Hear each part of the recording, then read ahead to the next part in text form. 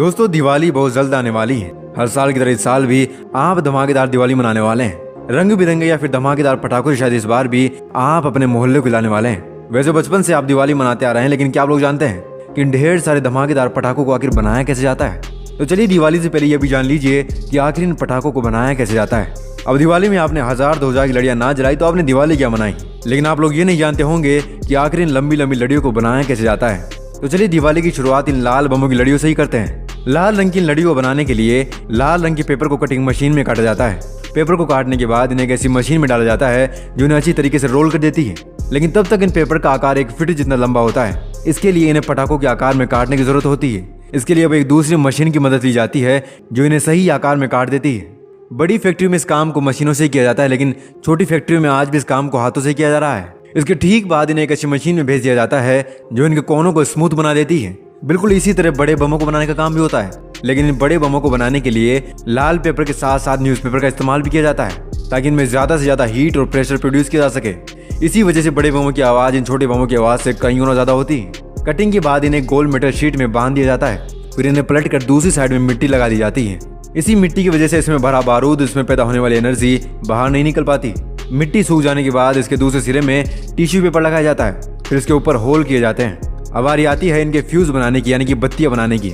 इनके फ्यूज को सही आकार में काटने के बाद इन्हें एक लिक्विड पेस्ट में डुबोया जाता है, फिर इन्हें पटाखों के अंदर भर दिया जाता है। इसके 2-3 दिन तक इन्हें इसी मेटल शीट में सूखने के लिए रख दिया जाता है। लेकिन रुकिए, अभी पटाखे बनके तैयार नहीं हुए हैं। जब मेटल शीट में रखे पटाखे पूरी तरह सूख जाते हैं तो एक व्यक्ति इन्हें मेटल शीट से निकालने का काम करता है, फिर कर्मचारी हाथों से इनकी लड़ियां बनाने का काम करते हैं। अब आप ही सोचिए कि 1000-2000 की लड़ियां बनाने में इन कर्मचारी को कितनी मेहनत करनी पड़ती है। आखिर में इन्हें पन्नियों में पैक कर दिया जाता है और अब ये लड़ियां आपके मोहल्ले को हिलाने के लिए काफी हैं। तो चलिए अब चलते हैं फुलझड़ियों की तरफ। दिवाली में भले आप पटाखे फोड़े ना फोड़े, लेकिन फुलझड़ियां तो हर घर में जलती ही हैं। बिना फुलझड़ियों को तो ऐसा लगता है कि दिवाली मनाई नहीं जा रही। तो चलिए अब इनकी मैन्युफैक्चरिंग प्रोसेसिंग के बारे में जान लेते हैं। फुलझड़ियों को बनाने के लिए तांबे के तार को सबसे पहले लकड़ी के खांचे में घुसाया जाता है। इसके बाद इसे अच्छी तरीके से लॉक कर दिया जाता है ताकि तांबे के तार गिरे ना। लकड़ियों के खांचे में तांबे के तार फिक्स हो जाने के बाद ये कुछ इस तरीके से दिखाई देते हैं। इसके बाद इन सभी तारों को बारूद के पेस्ट में डिप किया जाता है। यही वो बारूद है जिसे जलने के बाद इन फुलझड़ियों का मजा 4 गुना ज्यादा बढ़ जाता है। लेकिन अभी ये फुलझड़ियां गीली है। इन्हें अच्छी तरीके से सूखने के बाद इन्हें फिर से इसी बारूद में डिप किया जाता है ताकि इनकी थिकनेस को मेंटेन किया जा सके। दूसरी बार डिप करने के बाद जब ये सूख जाती है तब इन पर मैग्नीशियम का पाउडर छिड़का जाता है। इसी पाउडर की वजह से फुलझड़ियां चिटकने का काम करती हैं। अब करीब 2 से 3 महीने तक इन्हें फुलझड़ियों को सुखाया जाता है।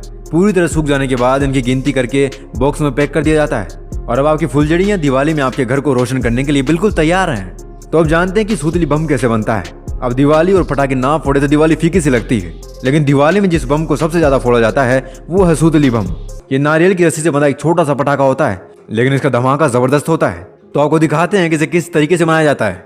इन बमों को बनाने के लिए एक स्पेशल कार्डबोर्ड बनाए जाते हैं। इन कार्डबोर्ड्स के अंदर बारूद भरा जाता है। बारूद भरने के बाद इन्हें सूतली रस्सी से बांध दिया जाता है। रस्सी बांधने के बाद इन्हें धूप में सुखाया जाता है, लेकिन इससे पहले इनमें हरे रंग का कलर मिक्स किया जाता है। आपने देखा होगा कि हर सूतली बम का कलर हरे रंग का ही होता है। जब ये सूतली बम अच्छे तरीके से सूख जाते हैं तो इनमें सुई से छेद करके इसके अंदर फ्यूज डाल दिया जाता है। इसी रस्सी को जब आप जलाते हैं तो ये बारूद तक पहुंचती है और टाइट होने की वजह से बारूद में आग लगती है, तो इसमें बहुत ज्यादा हीट और प्रेशर प्रोड्यूस होता है। लेकिन रस्सी की वजह से इसकी एनर्जी को बाहर निकलने की जगह नहीं मिल पाती और ये धमाके के साथ फट जाता है। तो अभी आप लोग सोचते होंगे कि छोटा सा सूतली बम इतना धमाका क्यों करता है। आखिर में इसमें लेबल लगाया जाता है और इसके डिब्बों में इसकी पैकिंग करके बाजार में सप्लाई कर दिया जाता है। तो दोस्तों कैसा लगा आपको इन पटाखों को बनता हुआ देखकर?